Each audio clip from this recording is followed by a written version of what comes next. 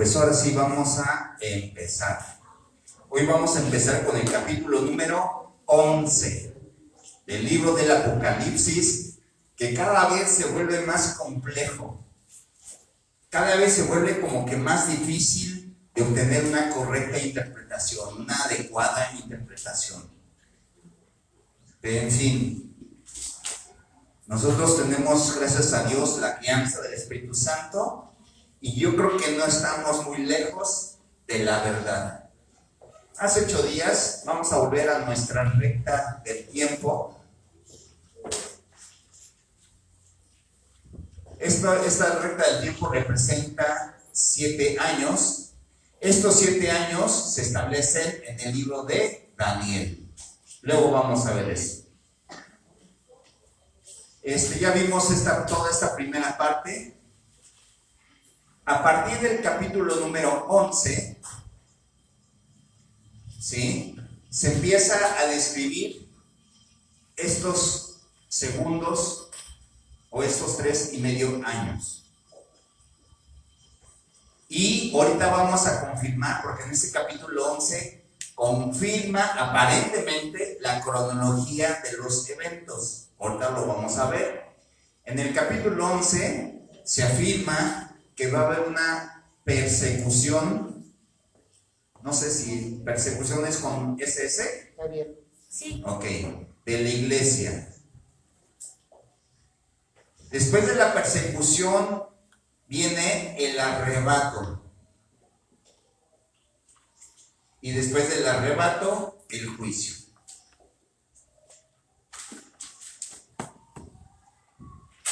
Bien, en estos primeros 3.5 años ya hemos visto que están los caballos del Apocalipsis y todo lo que hemos leído prácticamente del capítulo 1 al 10, prácticamente son hechos de estos 3.5 años, ¿ok? Entonces hoy prácticamente vamos a empezar a describir lo que pasa en estos 3.5 años. Bien. Capítulo 11.1, por favor.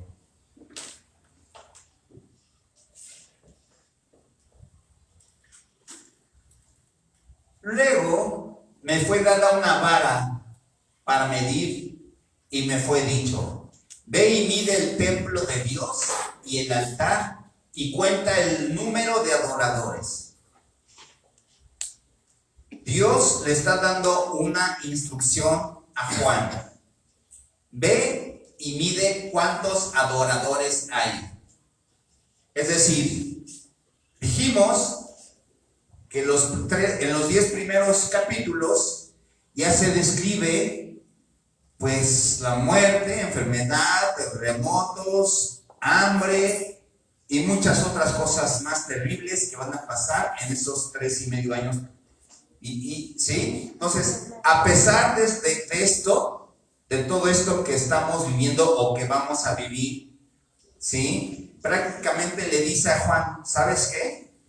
A pesar de todo esto, ve y cuenta cuántos adoradores tengo. No es que Dios no lo sepa, sino simplemente casi le está diciendo: mira, a pesar de, hay hijos que me siguen adorando. Amén. Y es eso a donde tenemos que llegar nosotros, que a pesar de, sigamos enalteciendo, confiando en nuestro Rey. 11.2. Pero no midas el atrio exterior,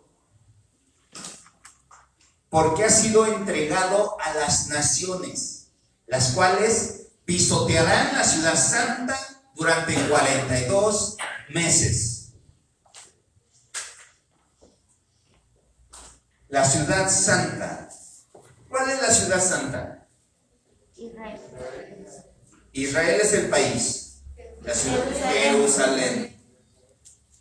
En este caso, no solamente se refiere a Jerusalén, sino a la iglesia de Dios.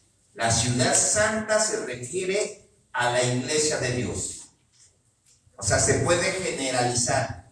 Entonces aquí dice que la iglesia va a ser pisoteada. Es decir, cuando empieza la persecución de la iglesia del Señor. ¿Y durante cuánto tiempo? 42 meses. 3 años y medio. 3 años y medio, así es. 42 meses es igual a 3 años y medio. Muy bien. Tenemos en las escrituras, tenemos varias citas en donde se dice que la iglesia va a sufrir. Vamos a leer una nada más. Vamos a 2 de Timoteo 3:12, por favor. Mientras que buscan la cita, apunten también Filipenses 1:29, Juan 16:33 y Hechos 14:22, entre otros. ¿Hechos cuál? Perdón. ¿Dónde? ¿La de Hechos cuál era? No ves, entiendo. ¿La de Hechos cuál era? 14:22. Tampoco me grites. 16:33. Bien, 2 Timoteo 3:12. Es cierto, y todo el que quiera vivir una vida de sumisión a Dios en Cristo Jesús sufrirá persecución. ¿Ok? O sea, es inminente. No se puede evitar. Y es por eso que debemos de estar bien fortalecidos en el Señor. Ahora sí, Apocalipsis 11:3, por favor. Así que, si tú eres un buen cristiano, si tú eres una buena cristiana, pero es lo que he dicho, o sea, seguimos en el mundo. Somos vulnerables. No porque eres hijo o hija, estás exenta del COVID. Si te distraes un poquito, o si no aplicas las medidas de seguridad, puede ser muy factible que te dé COVID, aunque seas hijo y un buen hijo, una buena hija de Dios. ¿Ok? O sea, estamos a expensas de sufrir igual que todos los demás. La diferencia es quién está en nosotros, quién nos motiva a seguir, quién nos va a levantar, quién sana nuestro corazón y sobre todo lo que nos espera. O sea, esa es la gran diferencia, lo que nos espera después. Amén. Lo que he dicho, si Dios decide que permitió que te diera COVID y decide ahora sí que recogerte de la tierra, bueno, lo que te espera o lo que nos espera es algo inolvidable, algo que no podemos imaginar siquiera. Nuestra capacidad de la mente no alcanza para imaginar, para explicar lo que viene en la eternidad con nuestro Señor. 11:3. Mientras tanto, yo daré poder a mis 2 testigos, y esos se vestirán de tela áspera y profetizarán durante esos 1260 días. Esos 1260 días, ¿cuántos meses son? 42. 3,5 años. Es decir, en este tiempo, Dios va a levantar a 2 predicadores o profetas. Hay quien dice que esos 2 predicadores son Moisés y Elías. Yo digo que simplemente son 2 predicadores, 2 profetas que el Señor va a levantar precisamente para dar ánimo a su iglesia, para alentarnos, para decirnos sí se puede. Y a través de ellos 2, ellos nos, en este momento, pues su principal propósito es alentar a la iglesia para que todos lleguemos hasta el final. 11:4. Estos dos profetas son los dos olivos y los dos candelabros que están delante del Señor de toda la tierra. Dos candelabros, es decir, nos van a marcar la luz. Hemos dicho que necesitamos luz para caminar. En la noche, en la oscuridad, no podemos caminar, no vemos hacia dónde vamos, no vemos qué es lo que hay ahí, hay un hoyo y vamos a caer. ¿Por qué? Porque no vemos. Entonces ellos van a ser en ese tiempo esa luz que nos van a alumbrar. Si alguien trata de hacerles daño, sale fuego de sus bocas y consume a sus enemigos. Así debe morir cualquiera que intente hacerles daño. Es decir, durante este tiempo, estos dos profetas, estos dos predicadores, van a estar protegidos por el Señor. De tal manera que va a haber un tiempo en que Dios no va a dejar que los toquen, que el diablo los toque, que el anticristo los toque. En el capítulo, luego lo vamos a ver, primero Dios en 8 días, en el capítulo 13, porque hoy vamos a ver 11 y 12. En el capítulo 13 establece que el diablo va a tener a dos ayudantes. Luego, es que el diablo es un copión. ¿Se dan cuenta? Si Dios manda a dos ayudantes, ahí va el diablo. También yo quiero mis dos ayudantes. Ese es un copión de primera. Un espejo. No puedo decir más porque pego. ¿En cuál voy? En el 4. Es que me da cuenta. Sigue el 11.6. 11.6, ahí está marcado. Sin embargo, hermanos, vamos al 11.7. Sin embargo, va a llegar el momento cuando los testigos hayan terminado de dar su testimonio. Es decir, cuando estas dos personas, estos dos predicadores, hayan dado, ¿saben qué? Sí se puede. Vamos adelante y que alienten a la iglesia y que sigan adelante. Finalmente, la bestia, el diablo, los va a matar. Cuando los testigos hayan terminado de dar su testimonio, la bestia que sube del abismo sin fondo declarará la guerra contra ellos, los conquistará y los matará. Imagínense, puede pasar. ¿Qué pasó? ¿Qué pasó cuando crucificaron a Jesucristo? Es decir, ¿qué pasó con sus discípulos? Se dispersaron. Se dispersaron. Ah, mira, pues no quieras el Hijo de Dios. No, ahí nos vemos. Y el miedo y el mismo fenómeno va a empezar a ocurrir. Chule, estos dos, vámonos. O sea, de miedo. Seamos o no hijos de Dios, vamos a correr de miedo. ¿Sí? Sin embargo, bueno, ahorita el 11.8 está bien que lo leamos. Y sus cuerpos quedarán tendidos en la calle principal de Jerusalén, la ciudad que simbólicamente se llama Sodoma y Egipto, la ciudad en la cual su Señor fue crucificado. Es decir, ¿qué quiere decir nuestro Señor? En ese momento, hagan de cuenta que Jerusalén va a parecer Sodoma, Egipto y la misma tierra donde Jesucristo fue crucificado. Sodoma, ¿qué es lo que representa Sodoma? Representa la corrupción. O sea, la corrupción va a estar en su apogeo. Así que por mucho que mi presidente Obrador quiera quitar la corrupción, no va a poder. Aunque le eche todas las ganas del mundo, no va a poder. Y ahí me callo porque si no, entro en otro. Egipto representa la esclavitud. En ese momento, la gente prácticamente por miedo a la persecución, por miedo al sufrimiento, al maltrato, va a aceptar la esclavitud al diablo.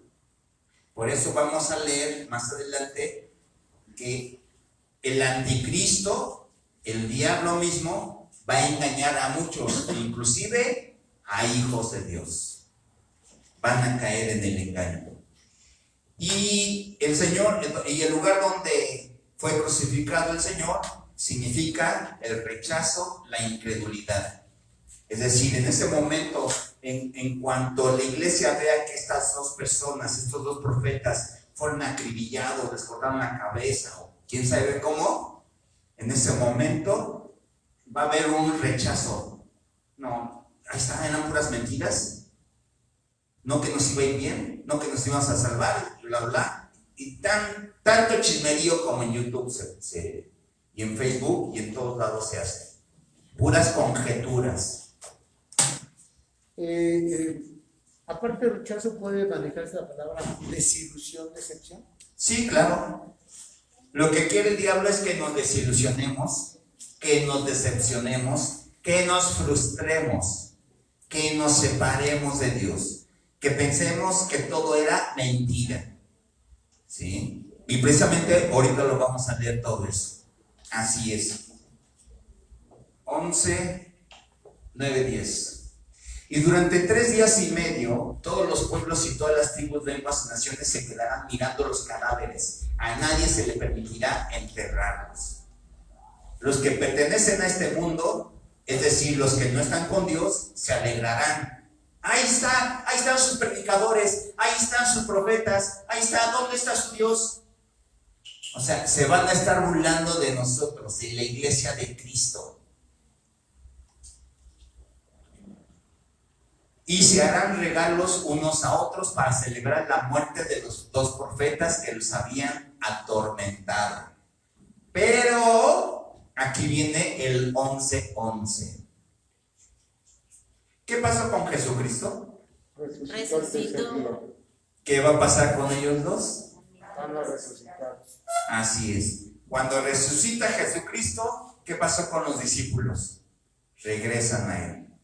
Cuando la iglesia vea que Dios resucita a estos 2 predicadores, ¿qué va a pasar? La iglesia va a regresar a Él. Vamos a regresar a Él. Amén. Amén. 11:11. Fíjense que el 11:11 siempre me ha perseguido. Siempre. Bueno, no siempre, sino unos años para acá. Cuando veía la hora, ahí son las 11:11. Y cuando se lo dije a mi esposa, estábamos en San Luis Potosí. Estábamos con mi familia. Y se me ocurrió decirles que me estaba pasando algo curioso. Esto hace ya tiene, ¿cuántos años tendrá? 4 o 5 años. Y les dije, me está pasando algo curioso. Se me está repitiendo mucho el 11:11. Al rato veo la hora, mira, las 11:11, ¿ya ven? En ese momento, a lo mejor no me creyeron, pero en esa misma noche, cuando se me ocurrió ver la hora, ahí está, las 11:11. ¿Qué es lo que representa el 11:11? Pero después de 3 días y medio, Dios sopló vida en ellos y se pusieron de pie. El terror se apoderó de todos los que estaban mirándolos. Imagínense ver a 2 personas que estaban muertas, que ya tenían 3 y medio días ahí tirados y que se levantan. ¡Wow! Y todos lo vamos a ver. El aliento de vida de Dios empieza a fluir. Amén.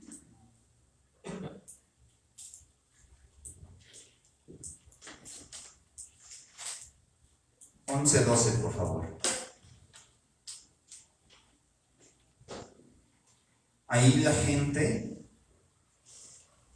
va a haber mucho arrepentimiento de lo que pensaron y de lo que dijeron. Ahí está. ¿Dónde está su Dios? Ahí están sus predicadores. Pues imagínense, de ver los muertos, luego ven que se levantan. Ahí en ese momento va a haber mucho arrepentimiento. Hagan de cuenta que cuando uno recibe así como un susto y recorre a uno ese calor de arriba abajo, ay, sí es verdad. Dios es verdad. La salvación es verdad. Amén. Pues ahí a muchos les va, a nosotros ya nos cayó el 20. A muchos les va a caer el 20. 11:13. En ese mismo momento hubo un gran terremoto que destruyó la 10ª parte de la ciudad. ¿Qué pasó con Jesucristo? También terremoto, ¿verdad? Y todos los demás quedaron aterrorizados y le dieron gloria a Dios del cielo. Señor, no vamos a tener otra más que postrarnos y adorar a Dios donde quiera que estemos. El segundo terror ya pasó, pero mira, el tercer terror viene pronto. ¿Qué nos quiere decir esto? O sea, ya pasamos muchas cosas, pero todavía falta algo más tremendo que todo esto, el juicio.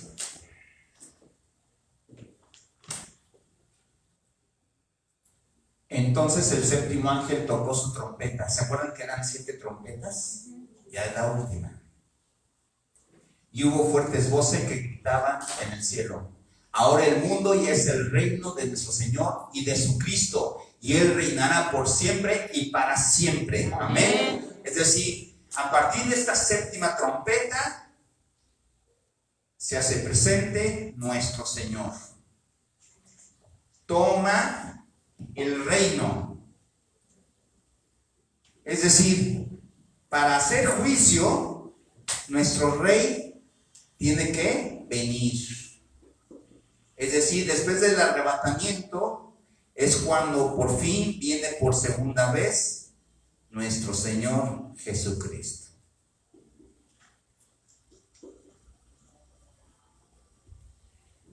Para hacer juicio. A partir de aquí empieza el reino de Dios. Obrador, para poder empezar a cambiar las leyes, para poder empezar a ejecutar castigo a los malosos, por decirlo así, o un juez de la Suprema Corte, él empieza a dictar sentencias cuando asume el trono, cuando asumen la posición. El juez de la Suprema Corte no puede dictar nada hasta que no se siente en la silla del juez. En ese momento, esa persona empieza a dictar: esto es así. Por eso, a partir de este momento, desde que nuestro Señor Jesucristo se presenta, a partir de ahí, Él asume el reinado de todo. Amén. Entonces, vamos en el 11:15. En otras palabras, ha comenzado el juicio. Esto quiere decir que Cristo va a empezar a ejercer su reino para dictar el juicio. Y vamos a leer 11, 16, 17 y 18. Los 24 ancianos que estaban sentados en sus tronos delante de Dios, ya vimos quiénes son 24 ancianos, se postraron rostro en tierra y le adoraron. ¿Por qué? Nuestro Señor Jesucristo ha tomado el trono para ya reinar, diciendo: te damos gracias, Señor, Dios el Todopoderoso, el que es y que siempre fue, porque ahora has tomado tu gran poder y has comenzado a reinar. Las naciones se llenaron de ira, pero ahora el tiempo de tu ira ha llegado. Es tiempo de juzgar a los muertos y de recompensar. Ahí está. Es tiempo de juzgar a los muertos y de recompensar a tus siervos los profetas y también a tu pueblo santo y a todos los que temen tu nombre, desde el menos importante hasta el más importante. Es tiempo de destruir a todos los que han causado destrucción en la tierra. Amén. Es decir, cuando se presenta nuestro Señor Jesucristo por segunda vez, ahí empieza el día de la ira del Señor para hacer juicio. Y finalmente, después se abrió en el cielo el templo de Dios y el arca de su pacto se podía ver dentro del templo. Fíjense qué hermoso. Dice que se abrió, es después del juicio, empieza otra era. Se abre el templo de Dios. Y se ve, ¿qué se ve ahí? El arca del pacto se podía ver dentro del templo. ¿Y quiénes son el templo? Nosotros. Amén. A partir de aquí ya estamos en el Señor y se ve el pacto, es decir, su palabra se ha cumplido, por decirlo así, plenamente.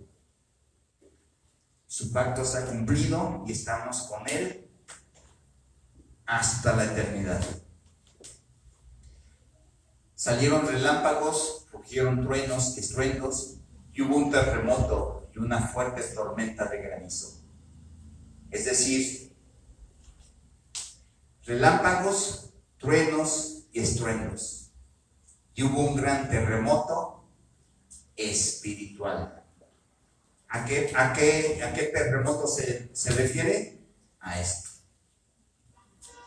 Aquí donde manifiesta su poder para hacer juicio a sus enemigos. Amén.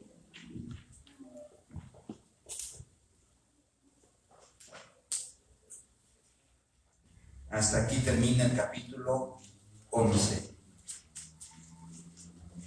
Hasta aquí ya tenemos visualizado en forma general, de alguna manera, la mayoría de los eventos que van a suceder en este tiempo. A partir del capítulo número 12, Dios empieza a describir ciertos eventos que han sucedido inclusive antes de este tiempo. Inclusive eventos que nosotros ya reconocemos que sucedieron. Si no, vamos a ver.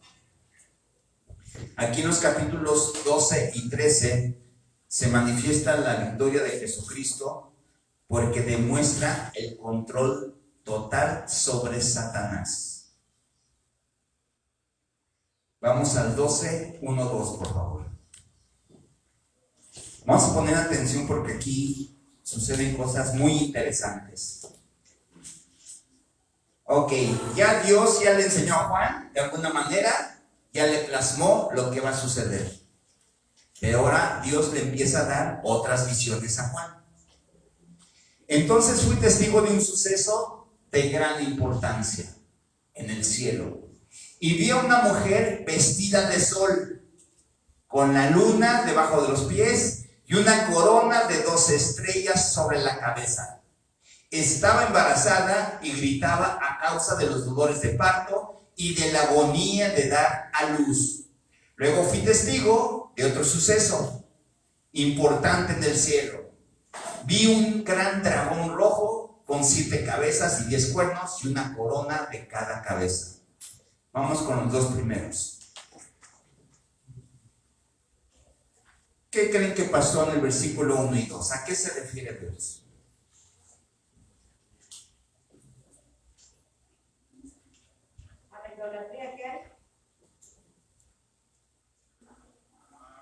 No, en ese tiempo, bueno, es que sí tiene que ver mucho.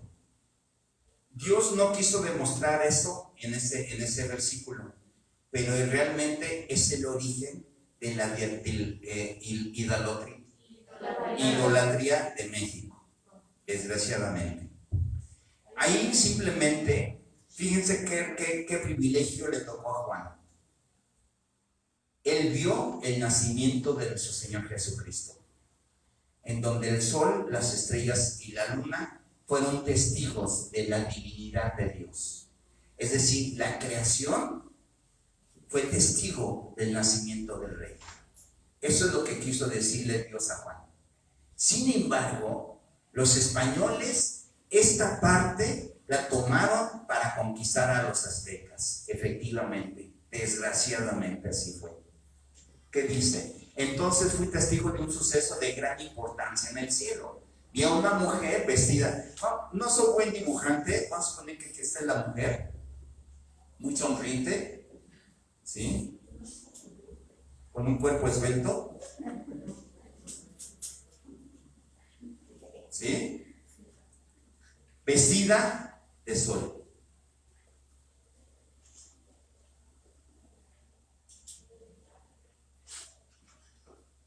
Con la luna debajo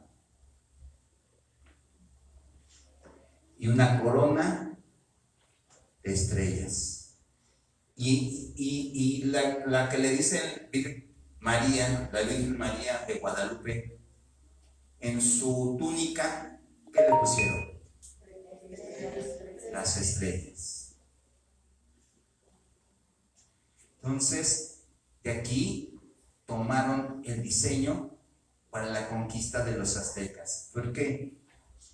Porque los aztecas no querían adorar los dioses españoles. Entonces, para conquistarlos espiritualmente, de alguna manera les dijeron: mira, tu dios del sol, aquí está. Tu dios de las estrellas, aquí está. Y el dios de la luna, aquí está. Así que cuando tú adoras a esta mujer, que es la mamá de tu Dios, entonces estás adorando a todos. Sí, ¿verdad? Y ahí está.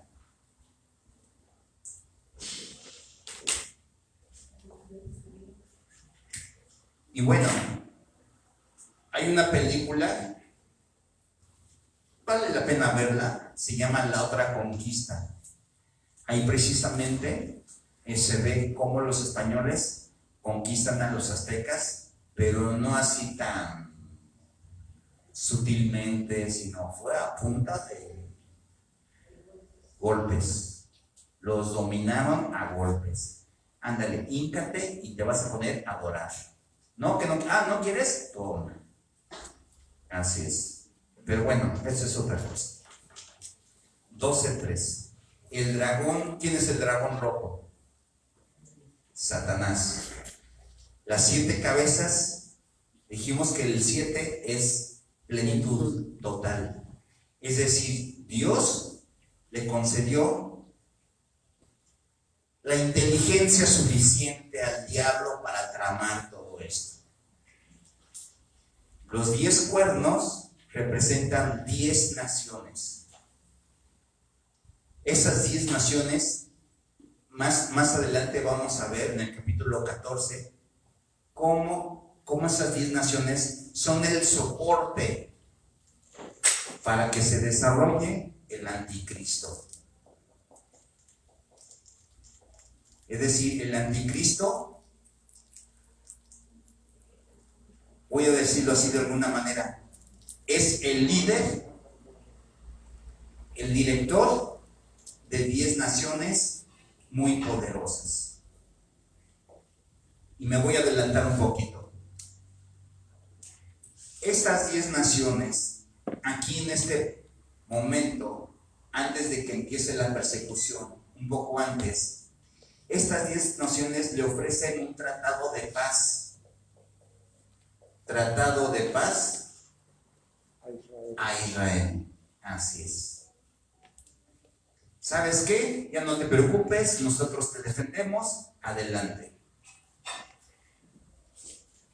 En este momento, el anticristo se va a estar fortaleciendo en forma, obviamente, política, hasta que él tenga el gobierno indirecto de estas 10 naciones. Entonces, cuando el anticristo tenga ya en sus manos a estas 10 naciones, aquí, estas 10 naciones le van a voltear la tortilla a Israel. Y entonces estas 10 naciones van a empezar la gran persecución de la iglesia. ¿Vale?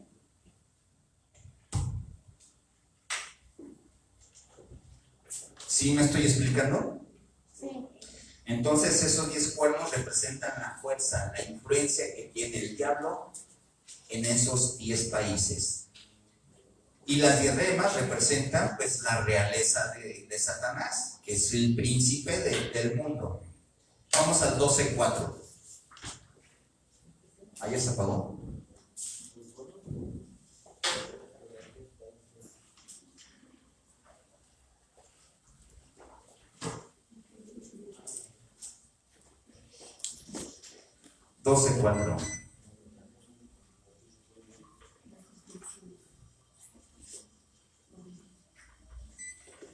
Con la cola arrastró la tercera parte. Esta es otra visión que le da Dios a Juan. Con la cola arrastró la tercera parte de las estrellas en el cielo y las arrojó a la tierra. Cuando la mujer estaba a punto de dar a luz, el dragón se paró delante de ella, listo para devorar al bebé en cuanto naciera. Amén. Es decir, Dios le está dando a entender a Juan que el diablo siempre ha querido impedir sus planes. El diablo quiso impedir que naciera nuestro Señor Jesucristo. Y de hecho, Herodes fue el que mandó matar a los niños menores de 3 años. ¿Vale? Porque él sabía que había nacido el rey. Entonces, ¿qué tuvo que hacer María y José? Huir. ¿A dónde? A Egipto. Al desierto, a Egipto. Así es. Y todo esto se lo dio a entender el Señor a Juan en esta visión. Ella dio a luz un hijo que gobernaría a todas las naciones con vara de hierro. Al dragón le arrebataron el hijo y lo llevaron hasta Dios y su trono. Es decir, tuvo protección de parte de Dios. Y la mujer huyó al desierto, donde Dios había preparado un lugar para que la cuidara durante 1260 días. Amén. Entonces hubo guerra en el cielo.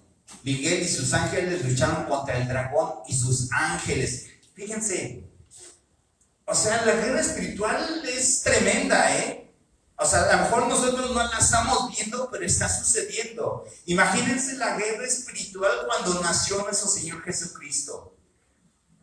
Dios tuvo que mandar al arcángel Miguel, que es de los ángeles de mayor rango de Dios. ¿Para qué? Para que defendieran al rey. ¿Sí? Entonces, es aquí donde tiene importancia nuestros actos. Cada acto que nosotros tenemos aquí en la tierra tiene repercusión espiritualmente. Por ejemplo, si tú estás empezando a orar por una persona que está enferma, está sucediendo algo espiritual. Si tú lo haces con fe, entonces va a suceder. Pero si tú lo haces sin fe, entonces no va a suceder nada. Ahí es donde entra la fe. La fe, yo le he dicho, activa todas las bendiciones en nuestra vida. Pues la fe también mueve el mundo espiritual a nuestro favor. Ahí está la importancia de la fe en cada uno de nosotros. La fe que debemos de tener ¿en quién?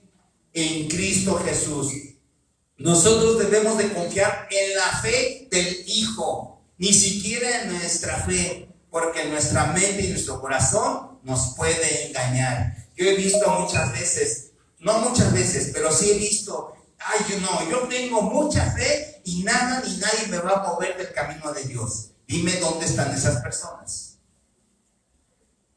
Por eso debemos de tener mucho cuidado con lo que hablamos. Cuando una persona dice, no, yo tengo mucha fe, imagínate el diablo, ¿ah, sí? Ok, a ver, vamos a ver. Y ahí es donde el Señor nos hace pasar esas pruebas. Permite esas pruebas para decirnos, ¿sabes qué, hijo? Te falta. Como con Job. Como con Job. Amén. ¿En cuál vamos? 12:8. El dragón perdió la batalla. Es decir, nuestro Señor Jesucristo nació. Y él y sus ángeles fueron expulsados del cielo. Fíjense, hemos dicho que en Dios no hay tiempo. O sea, ¿cómo es un poco difícil de que podamos percibir, entender? Cuando nuestro Señor Jesucristo estaba naciendo aquí en la tierra, también había una batalla fuerte en el cielo. Dios, por decirlo así, en ese tiempo terrenal, Dios estaba lanzando de su reino celestial al diablo y la tercera parte de los ángeles. Amén. Si eso lo traducimos a nuestro tiempo terrenal, eso sucedió antes de la creación. Pero como en Dios no hay tiempo, es como que si estuviera sucediendo todo en ese momento. No sé si me explico. Ay, qué bueno. Luego oí una fuerte voz que resonaba por todo el cielo. Por fin han llegado la salvación y el poder, el reino de nuestro Dios y la autoridad de su Cristo. Pues el acusador de nuestros hermanos, el que los acusa delante de nuestro Dios día y noche, ha sido lanzado a la tierra. Ellos lo han vencido por medio de la sangre del Cordero. Antes de empezar aquí. Es decir, cuando nace nuestro Señor Jesucristo como hombre, a partir de ahí, Él es victorioso. Porque en Dios no hay tiempo, vuelvo a repetir. Cuando Él nace, prácticamente su plan se ha realizado. Aunque en nuestro tiempo terrenal sigue corriendo su plan, pero en Él ya está realizado, ya es un hecho. Por eso cuando nace nuestro Señor Jesucristo, hay alegría en los cielos, no solamente porque nació en la tierra, sino porque a partir de ahí se declara la victoria de Jesucristo sobre su creación, sobre toda la maldad, sobre sus enemigos. Amén. Amén. Es decir, cuando nace Jesucristo, Dios da por hecho. Es que aquí está escrito. ¿Sí me estoy explicando? Sí. Y si lo está escrito es porque ya sucedió todo esto para Dios. Así que tenemos la victoria asegurada, hermanos. Amén. Simplemente debemos de permanecer en Cristo Jesús. Siempre, siempre, siempre. Por lo tanto, alégrense, oh cielos, y alégrense ustedes los que viven en los cielos, pero el terror vendrá sobre la tierra y el mar, pues el diablo ha descendido a ustedes con gran furia, porque sabe que le queda poco tiempo. Amén. O sea, para el diablo, él ya sabe que tiene terrenalmente los días contados. Por eso está como león rugiente. Por eso Él va a tratar de desanimarnos, de desilusionarnos, de confundirnos, de que caigamos en tentación, de que nos alejemos de Dios, de que no leamos su palabra, de que pensemos, ay, todo esto no es cierto. ¿Sí? Ese es el trabajo del diablo. Y está trabajando diario, en cada momento. ¿Y en dónde trabaja? En nuestra mente. Algo importante.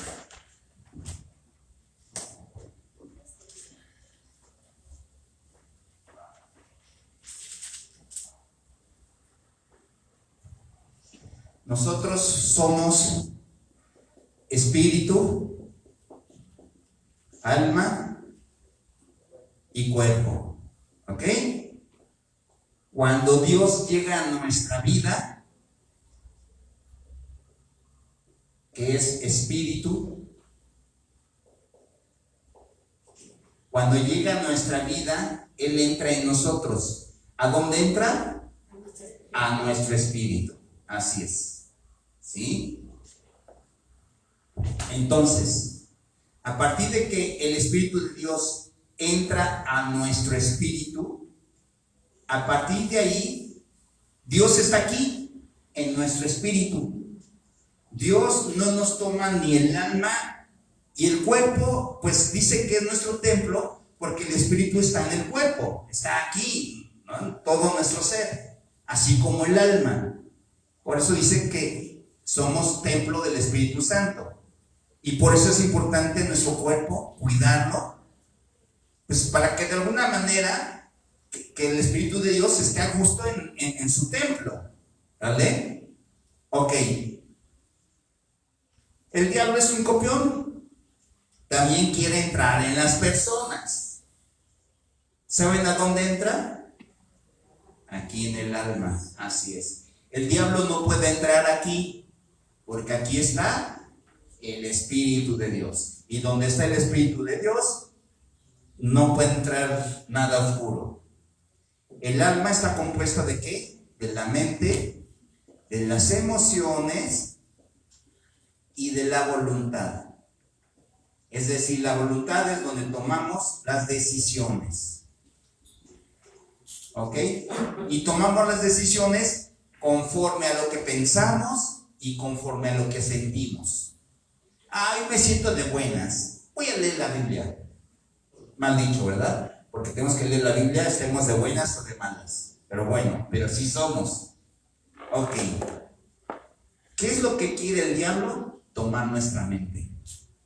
Aquí es la batalla en nosotros.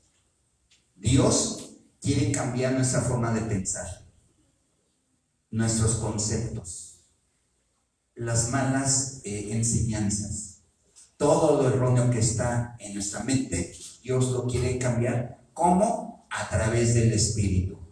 Cuando el Espíritu de Dios entra a nuestro espíritu, es cuando empieza a influir en nuestra alma.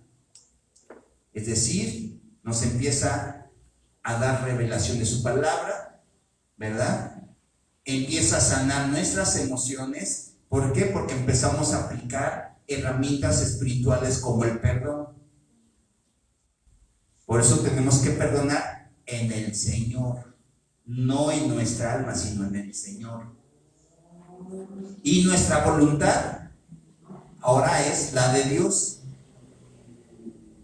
La voluntad de Dios es nuestra. ¿Por qué? Porque sabemos que la voluntad, es decir, las decisiones de Dios son buenas, agradables y perfectas. Que a veces no las entendemos y que emocionalmente, ay Señor, ¿por qué hiciste esto? Es otra cosa. Porque nuestra mente no alcanza a percibir la grandeza de las decisiones que toma Dios en nuestra vida cuando nosotros le decimos, Señor, sí Señor, yo quiero ser tuyo, yo quiero vivir tu vida y quiero que tomes mi vida. Entonces, cuando decimos que Dios es nuestra vida, estamos diciendo que queremos vivir bajo sus principios que nos está enseñando a través del Espíritu que está en nosotros. Amén.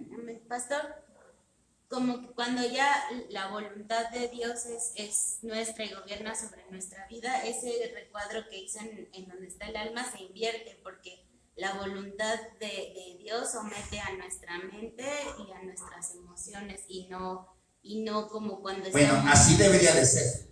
Tienes toda la razón.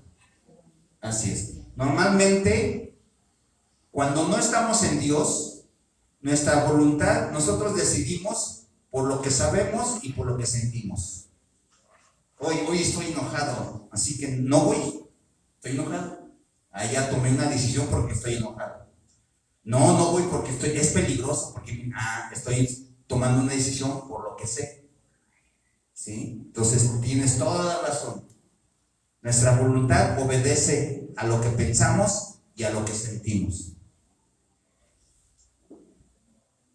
Para poder vivir totalmente los principios de Dios, tiene que ser así como tú dices. Señor, yo no comprendo mucho tu voluntad, pero sé que es buena, agradable y perfecta. Así que yo la tomo como mi voluntad. Y no me importa lo que yo piense. No me importa lo que, aunque mi mente diga, ay, es que no es cierto o está mal. ¿Tú puedes hacer mejor las cosas que Dios? No. La voluntad de Dios es buena, agradable y perfecta y que se cumpla en mi vida. Como cuando Jesús oró que Ahí está. Él estaba sufriendo. uh-huh. Su voluntad de Dios es, Señor, yo por mí, oye, pues, el castigo, el sufrimiento, Señor, pero no, que se haga tu voluntad. Así es. Entonces, Jesucristo desechó sus emociones. De hecho, ahorita lo vamos a leer. Fíjense. La victoria de Jesucristo radicó en su sufrimiento. Si Él no hubiera sufrido, no hubiera victoria. Se sometió al sufrimiento. De alguna manera nos está pidiendo aquí esto.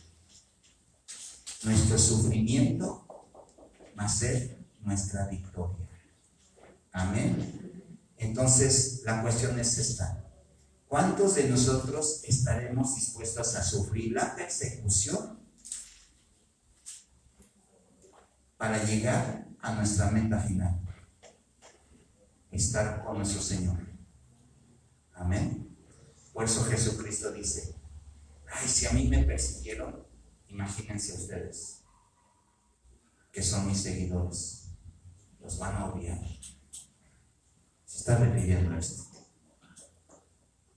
¿Estamos dispuestos? ¿Estamos así de fuertes? ¿Estamos así de fortalecidos? Nuestra convicción es así ya total, no, Señor, sí, ya entendí, vamos a aguantar. ¿Quién sabe? ¿Quién sabe? Por algo Dios va a mandar a los dos predicadores, porque vamos a necesitar de más, de más. Amén. Amén.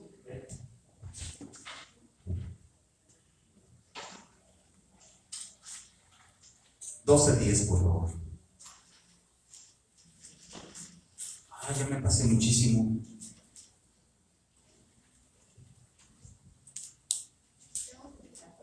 Vamos al 12:11. ¿Ya lo pasamos, verdad? Es que el 12:11 es bien importante. Aquí Dios nos da los 3 puntos claves para poder permanecer firmes. El 12:11 dice, ellos lo han vencido por medio de la sangre del Cordero. Amén. Para empezar, ¿qué nos quiere decir? Que cada día debemos de vivir el sacrificio de Cristo Jesús, cada día. Es decir, cada día tenemos que valorar lo que Él ha hecho por nosotros. ¿Por qué caemos en la tentación? Porque menospreciamos. Menospreciamos su sacrificio. Se nos olvida lo que Él ha hecho por nosotros. Así es, menospreciamos a nuestro Señor, a nuestro Rey. Por eso tenemos que vivirlo cada momento, cada momento. Número 2. Entonces, número 1, vivir su sacrificio diario, tenerlo presente en nuestro corazón, en nuestra mente y en nuestras emociones. Sí, yo me siento mal, pero Cristo Jesús murió por mí. Amén. Por el testimonio que dieron, y no amaron tanto la vida como para tenerles miedo a la muerte. Es decir, número 2, por medio del Cordero, no amar nuestras vidas. ¿Qué dice aquí? Con Cristo estoy juntamente crucificado. Ahí está el punto 1. Ya no vivo yo, mas vive Cristo en mí. Ahí está el punto 2. O sea, Señor, ¿por qué entró el Espíritu Santo en nosotros? Sí, para guiarnos, sí, para darnos revelación de su palabra, pero sobre todo porque Cristo Jesús quiere vivir su vida en cada uno de nosotros. Y por eso en Gálatas 2:20 dice esto: ya no vivo yo, o sea, ya no vives Javier. Tu carácter ya no vive. El que debe de vivir en Javier es Cristo Jesús. Y Él es el que debe de manifestar su carácter a través de Javier y a través de mi hermano y de mi hermana y de todos nosotros. Ese debe ser, en esa medida nos pareceremos cada vez más a Cristo Jesús. Y que ahora vivo en la carne, es decir, ya no le voy a hacer caso a este cuerpo, ya no. Lo vivo en la fe del Hijo de Dios. Ya no voy a hacer lo que mi cuerpo me pida, porque este cuerpo es corruptible, es pecaminoso. De hecho, Pablo en Romanos 7 dice que el pecado está en la carne. El pecado sigue aquí, está latente. El cual me amó y se entregó a sí mismo por mí. Wow. pastor también lo dice en Juan 12:25. El que ama su vida la perderá y el que aborrece su vida en este mundo para vida eterna la guardará. Y la hemos perdido a medias. Ese es el problema. Sí, ya no tomo, ya no fumo, ya no adultero, o sea, ya. Pero pensamos que con eso es suficiente. Y no, eso es apenas el principio. Tenemos que cambiar. Él nos quiere cambiar. Amén. Imagínense si ya no vivimos de esa manera. Y si permitimos, porque es una cuestión nuestra, y si permitimos que Dios empiece a manifestar su carácter y todo lo que Él es en nosotros, entonces sí estaremos firmes. A ver, entonces número 1, vivir su sacrificio diario. Número 2, entregarle nuestras vidas. Y número 3, estar dispuestos a sufrir por Cristo Jesús. O sea, hay que estar dispuestos. O sea, ya no lo está enseñando, lo está mostrando. Vamos a tener que sufrir en el nombre de Cristo Jesús. Pero, ¿qué prefieren ustedes? ¿Sufrir por el diablo o sufrir por nuestro Señor? Por nuestro Señor. Amén. Y por último, pues ya, 12:17 ya terminamos. 12:17, por favor.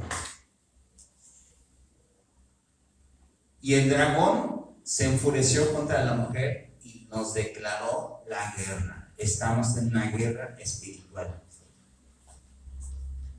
Pero el diablo le sirve a Dios. Está controlado por nuestro Señor. Porque ya está escrito que el diablo hasta dónde va a llegar. Amén. Ya más acá ya no va a llegar. Hasta aquí llegó el diablo, hasta aquí llegaron los ángeles, hasta aquí llegó la enfermedad, hasta aquí llegó el sufrimiento. Y entonces vamos a empezar a tener esa vida plena y abundante que nos promete Cristo Jesús. ¿Sale? Vamos a ponernos de pie, porque ya me tardé muchísimo.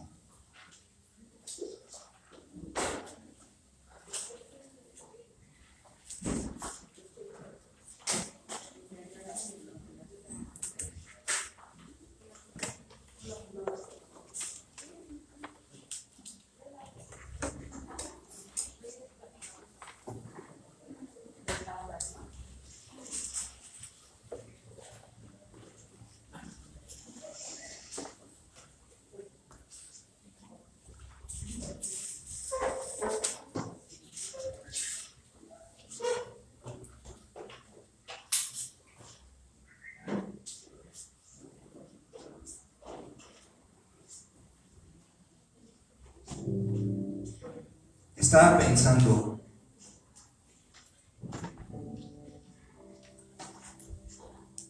Jesucristo nuestro Señor, antes de que llegara al Calvario, al sufrimiento por nosotros, Él disfrutó la vida terrenal. Él fue feliz. Él tuvo en contentamiento con lo mucho o lo poco que tuvo como hombre terrenal. A pesar de todo eso, cuando fue bebé, sufrió persecución.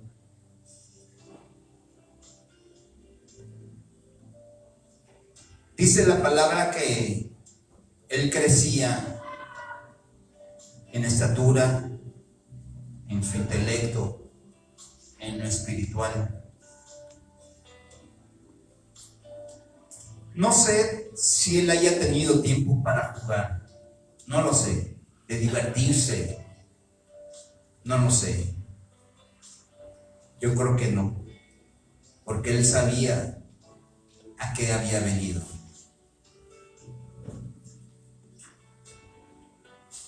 Tenemos constancia en la palabra de Dios de que él a los 7 años ya le enseñaba a los grandes maestros de aquella época sus principios. Se estuvo formando. A pesar de su sabiduría, Él se estuvo formando, se estuvo creciendo, fortaleciendo en el Espíritu Santo, para que cuando llegara el momento, Él tuviera la fuerza física, emocional y espiritual para lograr ese gran ministerio, y que gracias a ese gran ministerio nosotros estamos aquí, escuchando su palabra. Antes de empezar su gran ministerio, el diablo lo confrontó en persona. Y nuestro Señor Jesucristo, sin alterarse, sin enojarse, confrontó al diablo con su palabra, con sus principios. Y el diablo no le pudo hacer nada.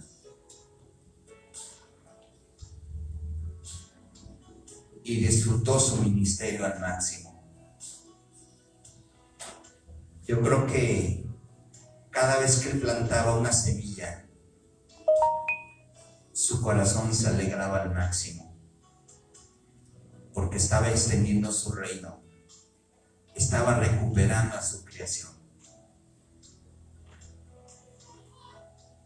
Yo creo que así debemos de ser todos nosotros.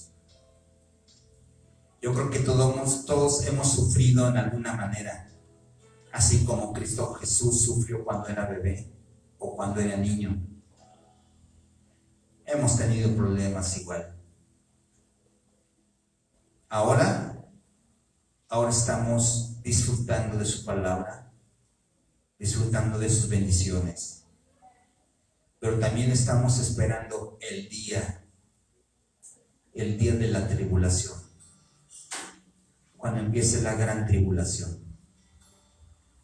Sin embargo, mientras que llega este tiempo, podemos disfrutar a la familia,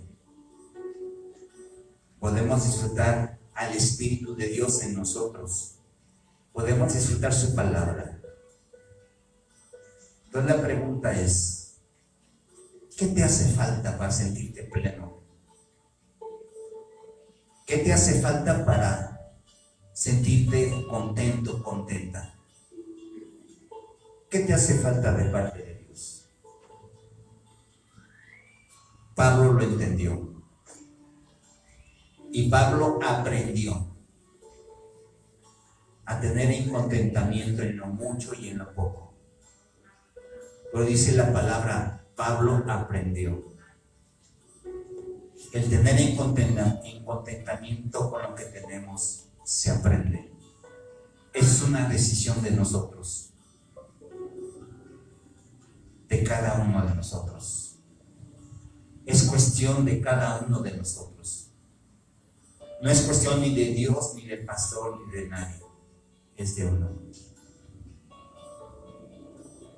Es aquí donde tenemos y nos da el Señor el libre albedrío. ¿Le entramos o no con todo, con Él, en Él? Sabemos que en Él está la solución de todas las cosas y lo estamos viendo y nos lo está demostrando. Que vamos a sufrir un poquito, sí, porque el sufrimiento que nosotros podamos pasar nunca se va a comparar con lo que Él sufrió por nosotros, nunca. De tal manera, Él asumió de tal manera nuestro pecado, que por eso el Espíritu Santo que estaba en Él se apartó de Él. Estaba cargando todo nuestro pecado. Él se manchó por nosotros. Y por eso Cristo Jesús en la cruz hizo una exclamación: Señor, ¿por qué me has abandonado? O sea, Él sintió cuando el Espíritu Santo salió de Él. Y luego, cuando Él muere, su alma baja al Seol, baja al infierno, para terminar de pagar por nosotros. Esos 3 días que Él estuvo muerto, su alma bajó al infierno, y dice el Salmo que fue atormentado por los demonios. Es decir, Él fue atormentado por todos nosotros. Él bajó al infierno por nosotros. Es decir, Él pagó completamente por nosotros. No le debemos nada al diablo.